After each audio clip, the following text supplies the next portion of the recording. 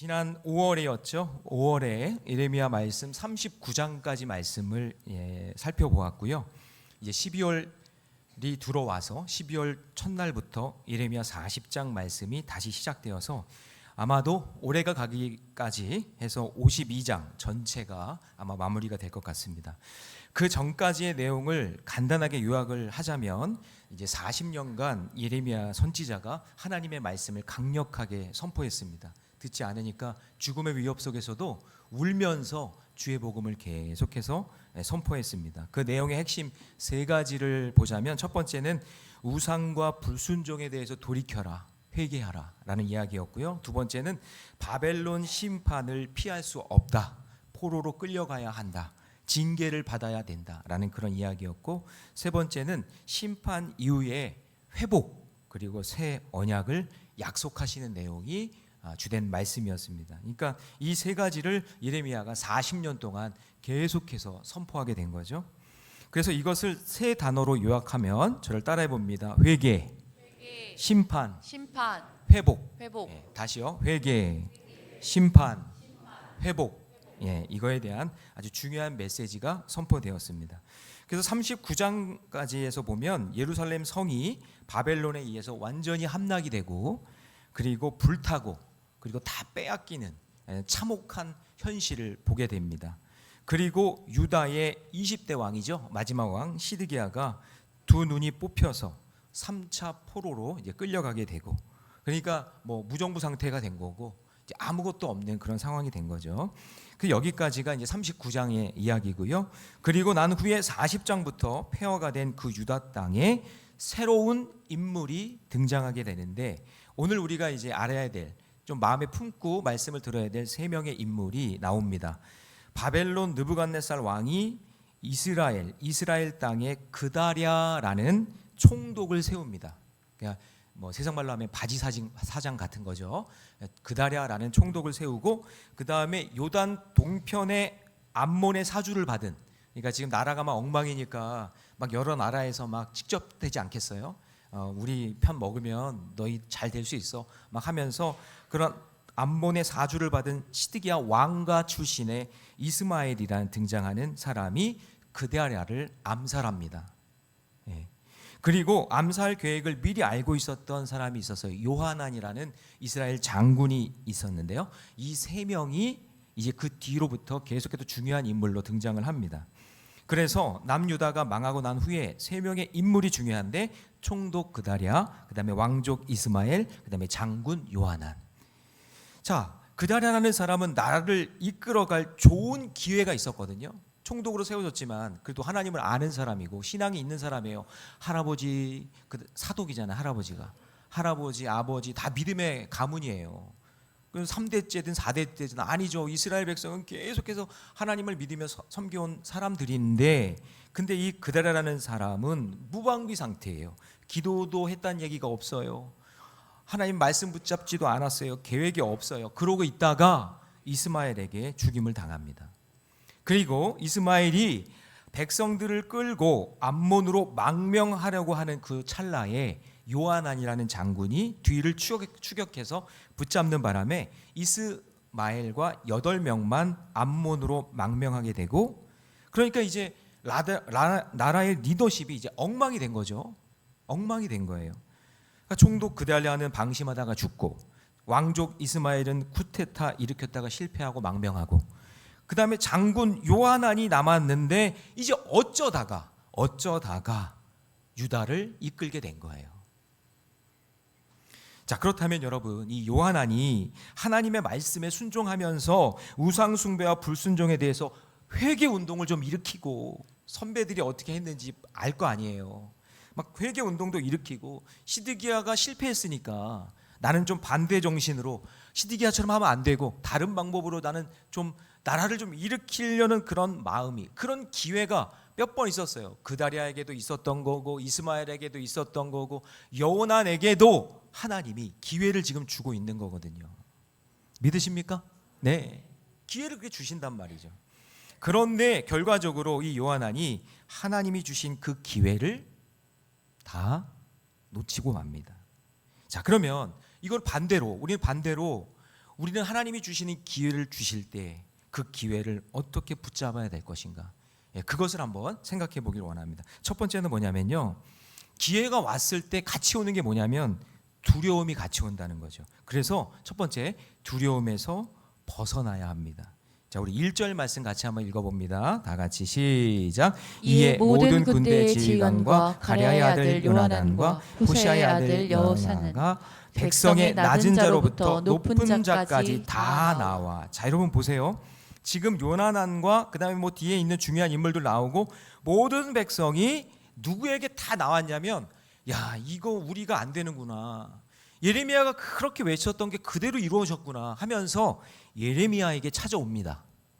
그러면서 뭐라고 하냐면 2절을 보세요. 선지자 예레미야에게 이르되 하면서 당신은 우리의 탄원을 듣고 이 남아있는 우리 모든 자를 위하여 당신의 하나님 여호와께 기도해 주소서. 당신이 보는 바와 같이 우리는 많은 사람 중에 남은 적은 무리니. 자, 우리 3절 같이 있습니다. 시작. 당신의 하나님 여호와께서 우리가 마땅히 갈 길과 할 일을 보이시기를 원하나이다. 자, 여러분, 이 2절과 3절만 딱 들어보면 굉장히 신앙 있는 말 같잖아요. 믿음 있는 사람 같잖아요. 근데 여러분, 이렇게 말하는 이유는 지금까지 지은 죄를 회개하고 자복하는 마음으로 하는 게 아니라 두려움 때문에 자기가 갈 길 다 정해놓고 그리고 뭔가 조금 방법을 얻어보려고 지금 신앙적인 이야기를 하는 거예요. 나의 하나님도 아니야, 당신의 하나님. 내 하나님도 아니라 당신의 하나님. 자, 어떤 두려움이 있었을까요? 역사상으로 우리가 보면 알 수 있는 게 바벨론 왕 느부갓네살이 총독으로 세운 그다랴가 죽잖아요. 그러니까 유다의 남은 사람들에게 저 바벨론이 다시 와서 우리한테 보복하는 거 아니야? 바벨론 왕이 세운 총독을 못 지켰으니 이것에 대한 죄값을 치르게 될지 모르니까 그게 두려워서 그 불똥이 나에게 튀면 안 되니까 이미 도망갈 것을 생각하고 있었던 거예요. 그러니까 여러분, 바벨론이 이걸 모를까요? 누가 잘못해서 누가 이런 상황이 됐는지. 바벨론 여러분 제국입니다. 제국은요, 스파이가 다 있기 때문에 유대 땅이 엉망이 됐고 그다음에 쿠데타가 일어난 거 그거 여러분 벌써 다 알고 있었을 거예요. 예레미야가 누군지도 다 알고 있었잖아요. 그래서 잡혀가고 있을 때 느부사라단이 살려주잖아요. 그러니까 어떤 상황인지 나라가 어떤 꼴인지 지금 다 알고 있는 겁니다. 그리고 총독 그다랴가 죽으면 아니 플랜 B, 플랜 C가 없었겠어요? 바벨론에 다 있었겠죠. 그런데 이 요나는 믿음이 없으니까 자기 살 구실만 하는 거예요. 미리 겁먹고 두려움에 자기가 살 계획만 세워놓는 겁니다. 그 계획이요, 오늘 읽지 않았지만 예레미야 41장 17절과 18절에 나와 있는데요, 제가 17절을 읽어볼게요. 애굽으로 가려고 떠나. 그러니까 이미 떠난 거예요. 이미 떠날 준비가 다 되어 있는 거예요. 베들레헴 근처에 게롯 기맘에 머물렀으니. 자, 18절은 여러분이 읽습니다. 시작. 이는 느다냐의 아들 이스마엘이 바벨론 왕이 그 땅을 위임한 아히감의 아들 그다랴를 죽였으므로 그들이 갈대아 사람을 두려워함이었더라. 그러니까 이 두려운 마음에 이미 바벨론이 오면 우리 죽으니까 우리 전부 다 애굽으로 도망가자, 이렇게 다 결정을 해놓고 예레미야에게 가서 하나님께 응답을 구하는 척하는 거예요. 그러니까 여러분, 바벨론이 너무 두려우니까 상황 봐서 도망쳐야 되는데 예레미야가 바벨론과 좀 연결되어 있는 사람이니까 예레미야가 이렇게 지지를 해주면 명분이 확실해지기 때문에 예레미야를 찾아가는 거예요. 그래서 믿음도 없는데 두려움까지 밀려오니까 현실을 도피하고 싶고 미련한 선택을 이렇게 하게 되는 거죠. 가끔 여러분, 제가 이렇게 성도님들 상담해 보면 이제 오시잖아요. 그러면 다 답을 결정해 놓고 오시더라고요. 자기가 뭘 해야 될지 다 결정을 해놓고 그리고 찾아오시더라고요. 그 느낌이 오잖아요. 근데 제가 거기에 대고 뭐 이렇게 다른 거를 얘기해 주면 이게 더 갈등이 되고 어려운 문제가 생기는 거죠. 그러면 여러분, 잠깐 두려움이 사라질 수 있는 그런 여건과 여지를 좀 마련해 두고, 아니면 조금 자기가 하나님의 기도하고 말씀해 주시는 길로 가겠습니다 하고 그런 마음으로 와야 되는데 그게 아니라 이미 다 결정을 해놓고 목사님이 그거 하라 그러면 오케이, 그걸 쌓여서 목사님이 하라고 했어요. 목사님이 하라고 한 거예요. 라고 하는 그런 눈빛으로 온다는 거죠. 그러니까 여러분, 요한안이 참 안타까운 것이 예레미야에게 어떤 사람인 줄 아니까 처음에는요 신앙적인 접근을 먼저 믿음 있는 척 하는 겁니다.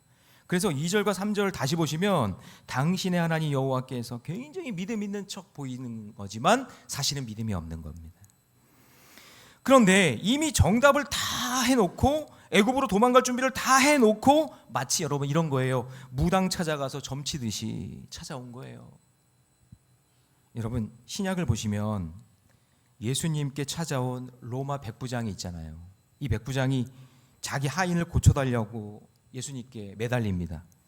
이 당시에 로마 군대는요 로마 황제 가이사가 인간 신으로 섬겨야 되는 존재예요. 그들이 로마 가이사가 인간 신이란 말이죠. 그런데 예수님께 이 로마 백부장이 자기가 직접 찾아와서 하인을 고쳐달라고 요청하는 거는요, 이 백부장의 이 마음속에 어떤 믿음이 있었냐면 생명에 대한 정답이 로마 황제가 아니라 예수 그리스도에게 있다라는 담대한 믿음의 선포를 하고 있는 거예요. 여러분 믿으십니까? 네. 그러니까 황제 가이사는 생명을 살릴 수 없어. 물론 내 나라의 왕이긴 하지만 이 생명을 살릴 수 있는 사람은 예수님밖에 없다라는 걸 믿고 찾아온 거예요. 게다가 예수님께서 집에 가서 내가 고쳐준다고 하니까 이 백부장이 뭐라고 하죠? 자, 마태복음 8장 8절 다 같이 시작. 백부장이 대답하여 이르되 주여 내 집에 들어오심을 나는 감당하지 못하겠사오니 다만 말씀으로만 하옵소서. 그러면 내 하인이 낫겠사옵나이다. 다른 방법으로는 고칠 수 없고, 여러분 로마가 훨씬 더 의술도 발전되고 또 자기가 돈도 가지고 있고 많은 의원들도 알고 있을 텐데 이 하인에 대한 질병은 다른 거는 고칠 수 없고 오직 당신의 능력으로만 고칠 수 있으니 말씀만 하시면 된다라는 그 믿음을 보여준 거 아니에요? 그래서 예수님이 이 백부장의 용기 있는 믿음에 감동되어서 자 뭐라고 칭찬하시죠? 10절 다 같이 시작. 예수께서 들으시고 놀랍게 여겨 따르는 자들에게 이르시되 내가 진실로 너희에게 이르노니 이스라엘 중 아무에게도 이만한 믿음을 보지 못하였노라. 이 당시에 여러분 제자들도 있었는데 제자들은 그냥 자기 살 길 준비만 하고 있고, 어떤 제자는 한 자리 차지하려고 준비하고 있고, 어떤 제자들은 예수님 팔아먹으려고 준비하고 있고, 어떤 그런 와중에 어떤 이방인 백부장 한 명은 두려움을 이기고 예수님께 나와서 고쳐달라고, 어떻게 보면 이 상황이 들통나면 이 백부장은요 직위 해제될 수도 있거든요. 그런데 그 두려움을 이기고 와서 예수님께 요청하는 거예요. 그래서 어떻게 되죠? 자 13절에 보니까 예수께서 백부장에게 이르시되 가라 내 믿은 대로 될지어다 하시니 그 즉시 하인이 나으니라. 할렐루야. 자 그런데 오늘 본문에 다시 돌아와서 오늘 본문에 나오는 요한안의 모습은 겉으로는 믿음 있는 척하지만 이미 마음속에 두려움 때문에 다 꿍꿍 이를 다 준비해 놓고 찾아왔다는 거죠. 마치 여러분 사울왕처럼 아말렉과 전쟁에서 진멸하라고 했을 때에 겉으로는 순종하는 것 같지만 뒤로는 좋은 것 뒤로 다 빼돌리는 것처럼 이미 도망갈 구실, 애굽으로 도망갈 방법 다 해놓고 그리고 믿음 있는 척 어떻게 보면 동의를 얻으려고 찾아왔다라는 겁니다. 그래서 여러분 내 안에 하나님의 응답이 아닌데 두려움이 밀려올 때 내 고집대로 결정하면 여러분 반드시 어려움이 찾아옵니다. 그러므로 하나님이 나에게 두려움의 시간을 주시면, 갑자기 내가 어떤 일을 결정해야 되고 어떤 일을 해결해야 될 때 두려움이 오는 그 시간이 있다면 여러분 그때가 바로 변화될 기회요, 돌이킬 기회요, 응답받을 기회로 여기고 하나님께 나와 함께 해달라고, 하나님 나를 좀 도와달라고 간절히 불쌍히 여겨달라고, 나를 위해 기도해달라고 간절히 기도하는, 그럴 때 변화가 일어나고 돌이킴의 역사가 일어나고 응답해 주실 줄 믿습니다. 그 이야기가 이제 11절 12절이에요. 우리 11절 같이 읽습니다. 시작. 여호와의 말씀이니라 너희는 너희가 두려워하는 바벨론의 왕을 겁내지 말라. 내가 너희와 함께 있어 너희를 구원하며 그의 손에서 너희를 건지리니 두려워하지 말라. 12절도 같이 읽습니다. 시작. 내가 너희를 불쌍히 여기리니 그도 너희를 불쌍히 여겨 너희를 너희 본향으로 돌려 보내리라 하셨느니라. 아멘. 할렐루야. 그러니까 예레미야는 두렵지가 않아요. 약속의 말씀을 딱 붙잡고 있으니까. 그런데 여호난과 다른 사람들은 두려운 거예요. 여러분 혹시 지금 두려운 문제가 무엇입니까? 내 고집, 내 숨은 의도, 내 계획 여러분 내려놓고 말씀이 들리는 자리, 기도의 자리로 나오시기 바랍니다. 적용 질문 드립니다. 요즘 내 안에 있는 두려움 어떻게 처리하고 있습니까? 여러분 지금 애굽으로 의지하고 있습니까? 하나님 말씀을 의지하고 있습니까? 두려움을 변화될 기회로 여기고 돌이킬 기회로 여기고 하나님의 방법을 찾는 저와 여러분 되시기를 주님의 이름으로 축원합니다. 자, 두 번째, 하나님이 주시는 기회를 붙잡으려면요, 애굽의 환상을 버려야 됩니다. 우리 14절 말씀 같이 있습니다. 시작. 또 너희가 말하기를 아니라 우리는 전쟁도 보이지 아니하며 나팔 소리도 들리지 아니하며 양식의 궁핍도 당하지 아니하는 애굽 땅으로 들어가 살리라 하면 잘못되리라. 자, 여러분 보세요. 이스라엘 백성들에게 예전부터 애굽에 대한 환상이 늘 있었어요. 왜냐하면 가나안 땅은 어때요, 여러분? 워낙 척박하잖아요. 그래서 하늘에서 내리는 비에 의존합니다. 이스라엘 백성들은 지금도 비에 의존해요. 그래서 하나님이 주시는 이른 비, 늦은 비에 의존하며 살아가는 거예요. 그래서 늘 하나님께 구하며 사는 인생이 되도록, 하나님께 구하지 않으면 안 되는 인생이 되도록 하나님께서 이른 비와 늦은 비라는 그런 말씀을 통해서 너 구해야 돼.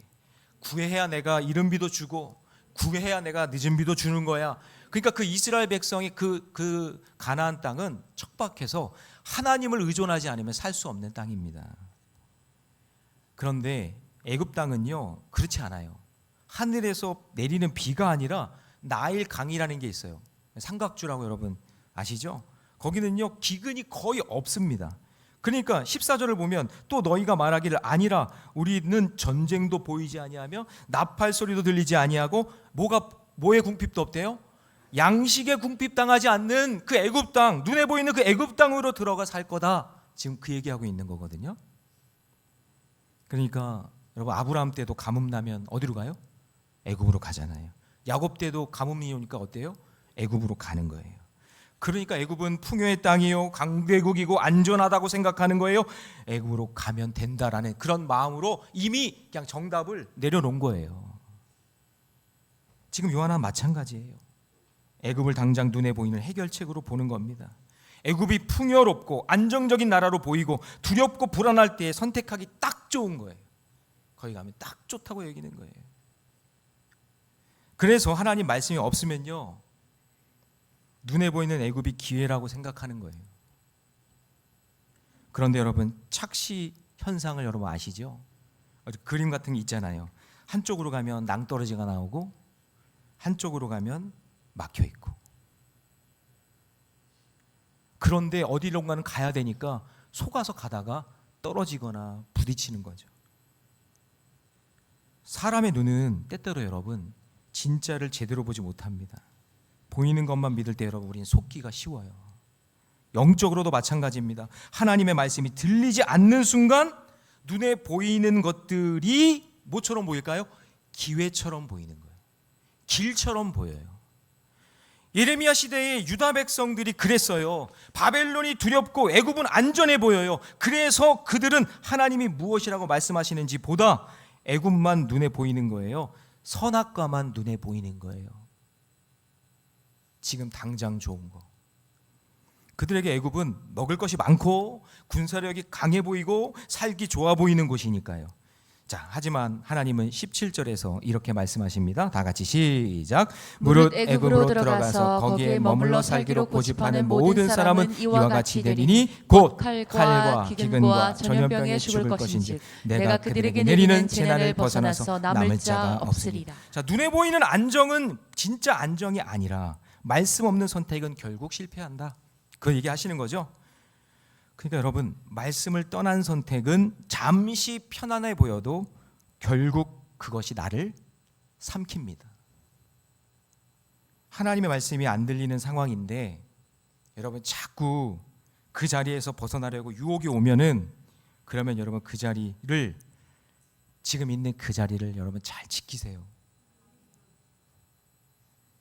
제가 목회하면서 많이 안 해봤지만 그래도 좀 다양한 목회를 경험해 봤는데 뭐 이런 거 있잖아요. 그냥 저 사람만 그냥 우리 교회 떠났으면 좋겠다. 막 저 사람이 왜 있어가지고 힘들어 죽겠네 그냥. 딴 데로 교회 옮길까. 그래가지고 이렇게 해서 저 사람만 없으면 정말 행복하겠지. 그래서 하나님께서 너무나 그냥 감사하게 자리를 옮겨주셨거든요. 그랬더니 거기 갔더니 그 사람보다 더 센 사람이 있는 거예요. 더 강력한 사람이 있는 거예요. 아니 우리 교회 말고요. 우리 교회 말고 다른 교회 있을 때요. 여러분 애굽이 기회 같고 안식처 같고 미래 같고 보암직하고 먹음직해 보여도 결과적으로 여러분 그게 함정이에요. 나중에 바벨론이 애굽까지 따라와서 말씀 그대로 갚아줍니다. 18절 말씀이 그거예요. 너희가 가증함과 놀램과 저주와 치욕거리가 될 것이라. 너희가 다시는 이 땅을 보지 못하리라. 거기 있는 사람 다 죽습니다. 최근에 서울 자가의 대기업 다니는 김 부장이라는 드라마가 있어요. 아주 감명 깊게 보고 우리 50대 60대를 눈물 많이 흘리셨을 것 같은데, 근데 여기 김 부장은 익숙한 대한민국 직장인 캐릭터입니다. 근데 현실의 무게 그리고 가족과의 관계, 삶의 허무와 갈등 속에 살면서 이 사람의 애굽은 뭐냐면 임원이 되는 거예요. 그게 애굽이에요. 이 드라마에서요, 성공의 기준은 임원이라고 정해놓고 거기에서 미친 듯이 그걸 향해 달려갑니다.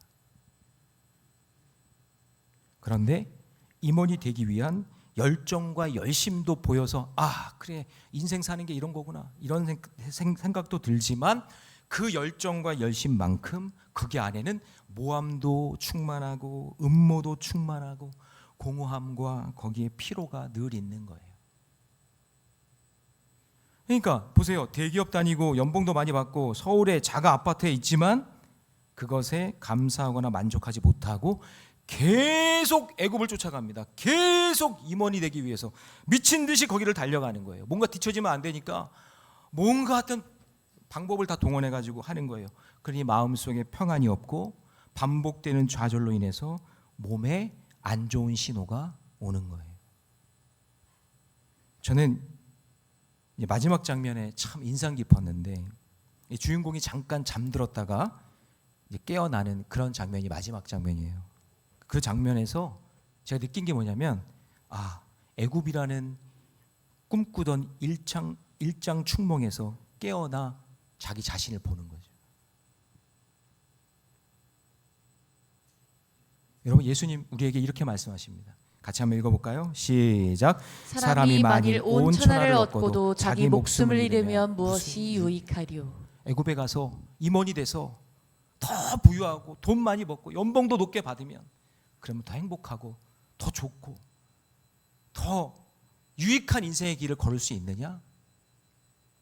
목숨을 잃으면 무슨 소용이 있냐? 겉으로는 풍성해 보이지만 하나님과의 관계가 비어 있으면 결국 공허함을 피할 수 없는 거예요. 그래서 여러분 사탄은 우리에게 그럴싸한 애굽을 계속 보여줘요. 그럴싸한 애굽을. 예배는 무슨 예배? 뭐 예배가 밥 먹여주냐? 야 임원 달아야 폼나지. 비싼 차 타지. 기도할 시간 어딨냐? 더 달라야 더 내가 달리고 더 돈 많이 벌어야 건물주가 되지. 말씀은 무슨 말씀? 인맥이 중요하지. 이 사람 만나 술 먹고 저 사람 만나 술 먹고 놀고 하면서 인맥 챙겨야 그래가 내가 잘 될 수 있지 않아? 그러나 여러분 하나님 말씀하십니다. 참된 안전은 애굽이 아니라 말씀 안에 있습니다. 말씀만 하옵소서. 여러분 임원만 달게 하옵소서라고 외치는 김 부장이 아니라 말씀만 하옵소서라고 외치는 백 부장이 되시기 바랍니다. 네. 적용 질문 봅니다. 내가 지금 아직도 붙잡고 있는 애굽의 유혹은 무엇입니까?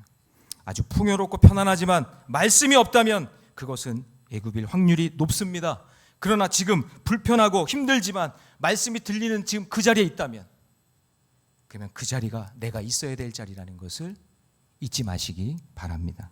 자, 세 번째입니다. 하나님이 주시는 기회를 붙잡으려면요 힘들어도 순종해야 됩니다. 우리 21절 말씀 같이 있습니다. 시작. 너희 하나님 여호와께서 나를 보내사 너희에게 명하신 말씀을 내가 오늘 너희에게 전하였어도 너희가 너희 하나님 여호와의 목소리를 도무지 순종하지 아니하였은즉. 이렇게 예레미야가 애굽으로 가지 말라고 가면 죽는다고 그렇게 권면을 했는데도 요나단과 백성들 순종하지 않습니다.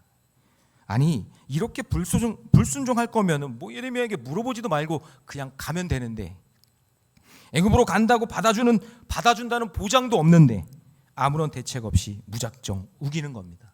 자기가 옳대요. 무작정. 왜 이렇게 되냐면요, 자 보세요. 말씀이 들리지 않고 기도하지 않으니 내 미래에 대한 확실한 뭔가 점점점 불확실성만 보이기 시작하는 거예요. 확신이 점점 없어져요. 그런데 여러분 보세요. 예레미야 29장에서 나라가 망하기 직전에 예레미야에게 하나님 뭐라고 말씀하셨죠? 저는 이 말씀 여러분들이 붙잡았으면 좋겠어요. 다 같이 시작.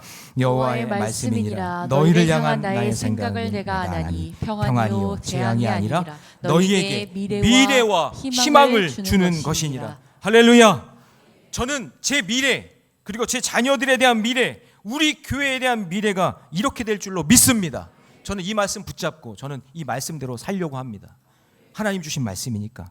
그런데 자기 고집이 센 사람들 보면 말씀 묵상하지는 않고 자기 마음대로 살아갑니다. 세상의 확률을 쫓아갑니다. 기도하지 않습니다. 그래서 여러분, 인터넷 동영상을 조심해야 되는 이유가 말씀 묵상 없이 기도하지 않고 그냥 자기 좋은 것만, 알고리즘에 의해서 자기 좋은 것만 계속 보잖아요. 틀린 걸 계속 보고 있으면서도 그게 옳다고 생각하는 거예요. 기준이 없으니까. 그래서 여러분, 우리 교회 원 메시지가 왜 중요하냐면, 내가 듣고 싶은 말씀이 아니라 읽고 싶은 말씀만 있는 게 아니라 하나님이 오늘 주시는 그 말씀 정해놓고 모든 성도가 함께 읽는 거예요. 함께 묵상하는 거예요. 주일에는 한 번 더 듣는 거예요. 자, 여러분 요한을 보세요. 자기는 애굽으로 갈 것을 다 정해놓고 예레미야에게 하나님의 뜻을 말하니까 불순종하면 43장으로 가서 뭐라고 얘기하니까, 이렇게 불순종하니까 예레미야에게요 뒤집어 씌우면서 저 거짓말쟁이라고 예레미야에게 말하기를 내가 거짓을 말하는도다. 전부 다 예레미야에게 뒤집어 씌우는 거예요.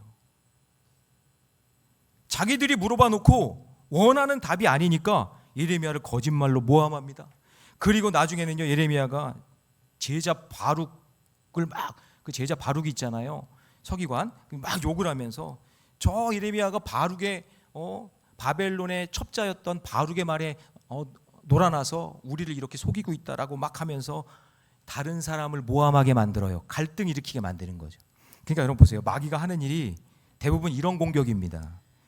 대부분 자기 논리로 예레미야를 이기지 못하니까 주변 사람들을 이용해서 공격하면서 도매급으로 나쁜 사람 만들고, 그러면서 불순종을 합리화시키는 거예요.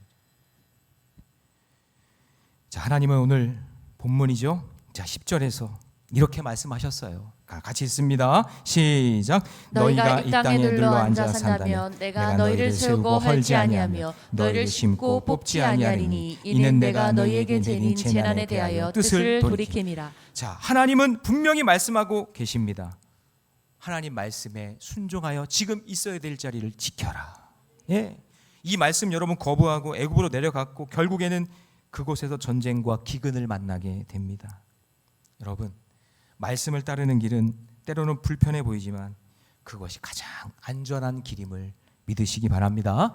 예, 지금 당장 즉각적인 유익은 없어 보여도 그 말씀에 순종하며 믿음의 길 걸으면요, 그곳에서 결국 생명을 얻게 되고 내 가정이 회복되고 그리고 마음과 공동체의 미래를 하나님께서 보여주실 줄 믿습니다. 그래서 여러분, 순종의 길은 좁아 보이고 불순종의 길은 넓어 보이지만 그 불순종의 길의 끝은 멸망이라는 것을 꼭 기억하셔야 됩니다. 그래서 하나님은 불순종하는 바리새인보다 한 말씀이라도 순종하려고 하는 이 백부장에게 내가 이스라엘에서 이만한 믿음을 본 적이 없다 얘기하시는 거예요. 여러분, 순종 없이는 어떤 기적도 회복도 보호도 인도도 받을 수가 없어요. 말씀을 들리는 그날이 순종의 날인 줄 믿습니다. 오늘 거룩한 주일 여기 와서 말씀 들으셨으면 그 말씀 한 말씀이라도 순종하는 역사가 있기를 주님의 이름으로 축원합니다. 적용 질문 우리 함께 있습니다. 적용 질문 다 같이 시작. 말씀은 들었지만 여전히 내 생각이 앞서는 부분은 무엇입니까?